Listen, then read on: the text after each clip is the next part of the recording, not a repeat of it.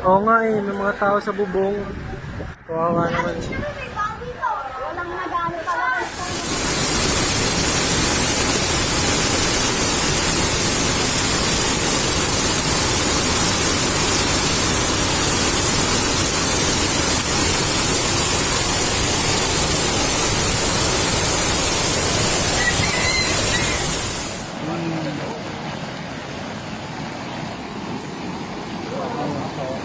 Taas pa.